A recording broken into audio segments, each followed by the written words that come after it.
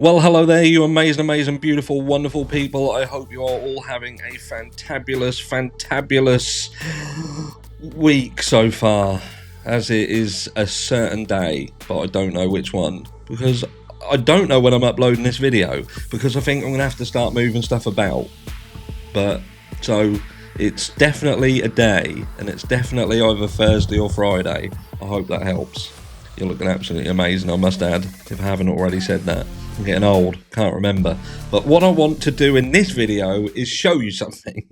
Some of you will have already seen this. We're going to head over to Docket Decoder. If you are not subscribed to Docket Decoder, get subscribed. Docket Decoder is the best place to get all of the docs on the docket. And also to find little nuggets of gold. Gold, I tell you. It's gold, I tell you. And let's see what people say. After you've watched this video, I want you to let me know down below in the comments what you think. I'm obviously going to tell you what I think, because I think it's hitting the nail bang on the head. Bang, bang, bang on the head.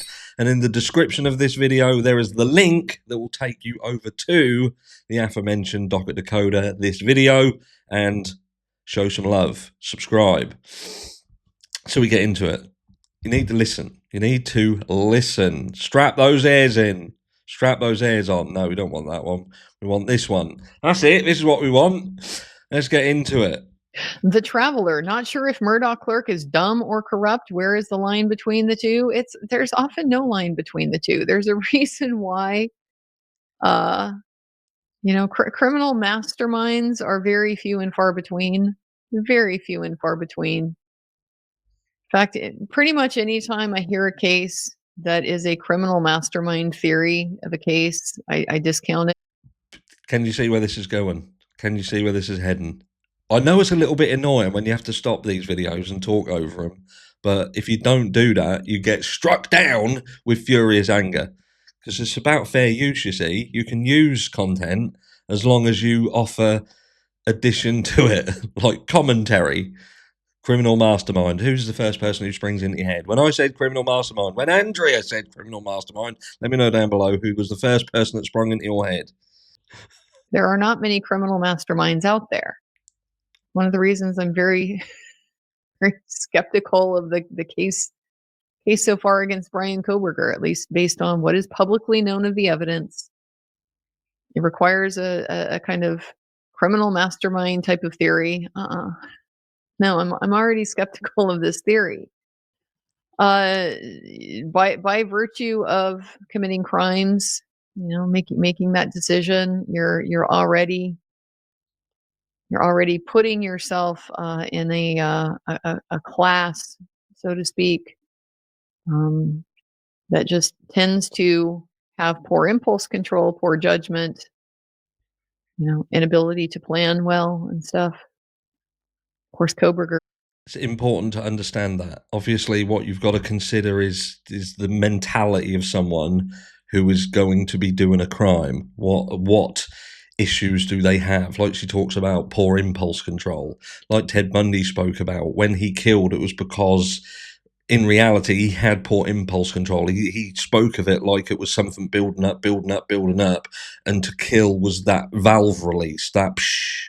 Obviously, if they had the ability to release that valve in a non-violent way, they probably would have done. The fact is that they claim and that they couldn't. It had to be that way. Bryan Kohberger. Here we go. That situation I pointed out before. You have to be both the most genius criminal mastermind and also the biggest idiot to make some of the mistakes, right? It's got to be both at the same time. Because you're smart enough to know how to not transfer any DNA, how to get in and out of this house and commit 4 murders without being detected within seconds with your bare hands, with a knife. Somehow, no screaming, no alert being raised, nothing, in and out without any DNA transfer, without leaving a blood trail, nothing like that. You're that smart, but you're dumb enough to drive your own car and bring your phone. You got to be both at the same time. And oddly, the guy who is the specialist, his focus in criminology was cloud-based forensics. cloud-based forensics. What's that? Well, it's the stuff that your phone uploads to the cloud and stores.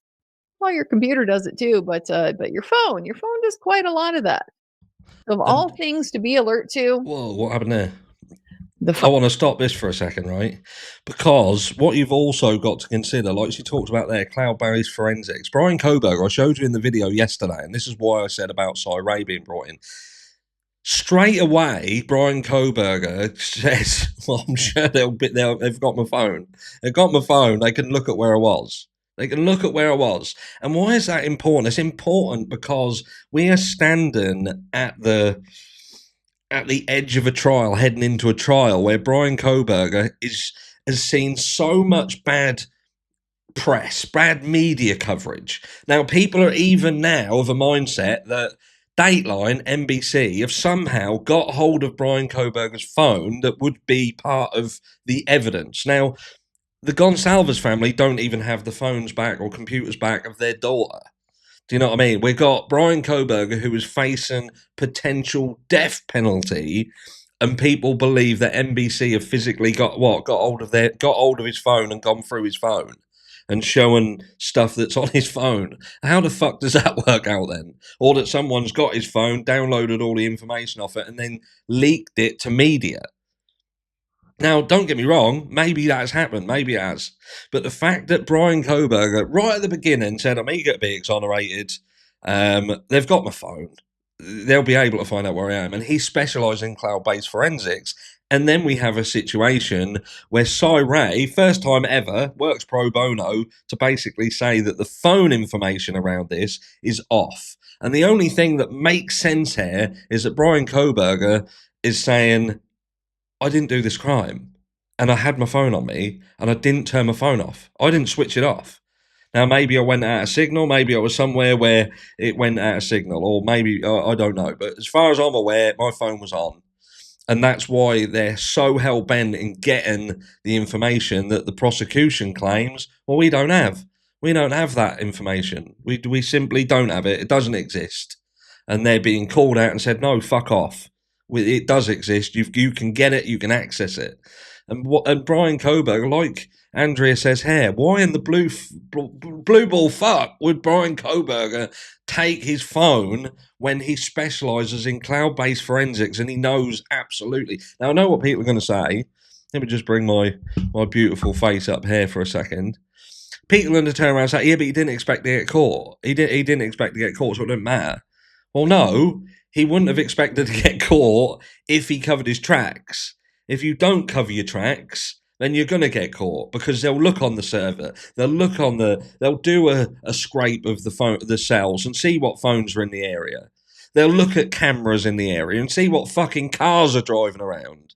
They'll look at all that. So why on earth would this guy drive his own car while carrying his own phone, drive it around this place, and then and it doesn't stop there. He literally, apparently, then returns to the crime scene, which is when you talk about crimes, it's one of the things that they always turn around and say. The killer returns to the crime scene, and that's how they end up getting caught. He literally, this is like exactly what Andrea says here. He has got to be simultaneously a genius and a complete and utter fucking moron. And you've got to ask yourself, could this guy genuinely, it ain't even about making one mistake. It's not about that. This is literally about doing every single thing in his power to get caught. This is someone who's not trying to evade getting caught. This would have to be someone who flat out thinks, what can I do to absolutely guarantee that I get pegged for this crime? I know what I'm going to do. I'm going to buy the murder weapon off Amazon. And then once I've used it and disposed of it, I'm going to go back on Amazon and I'm going to buy another one. And also, I'm going to definitely take my phone. with me when I go. And I don't fuck about that. Maybe I'll turn it off for a bit, whatever. But I'm going to take it. I'm not going to leave it home. Fuck all that. I'm also going to make sure that I drive my own car. I'm going to drive, but I'm definitely going to drive around everywhere and make sure that all of the Ring cameras and that, and all of the cameras that are on houses that I saw when I was surveilling the area 20 odd times, I'm definitely going to drive my car around and get caught on them. The next day afterwards, I'm definitely going to go back there as well, and I'm gonna Google it before I know everybody else did it, and I'm gonna do all that, and I'm gonna leave a knife sheath there. Fuck it, why not? Just as a golden goose, I'll just take a knife sheath randomly and just throw that in there. There you go, and fuck it, I might as well even leave a witness. I'll stare him in the face with my big bushy brows, thumbs up, cheers to our boy, and walk out. Anyway, I digress. So we listen to the rest of Andrea. You think the guy would be alert to the phone? What information you could get off the phone? And you would just leave your phone at home? Wouldn't you just leave your phone at home? You would understand. Create an alibi. You don't have to turn your phone off and then, drive places with it. You would leave your phone at home. Create yourself an alibi with the phone. Isn't that what a criminal mastermind who's focusing on cloud-based forensics would do? No, so then it's got to be distorted into some kind of theory where it's a criminal mastermind, but deliberately making mistakes, right? Because he kind of wants to be caught, but it's all a cat and mouse game.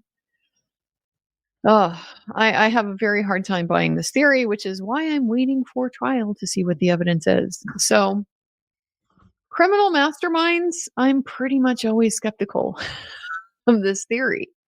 There is a massive amount of overlap between dumb and corrupt. There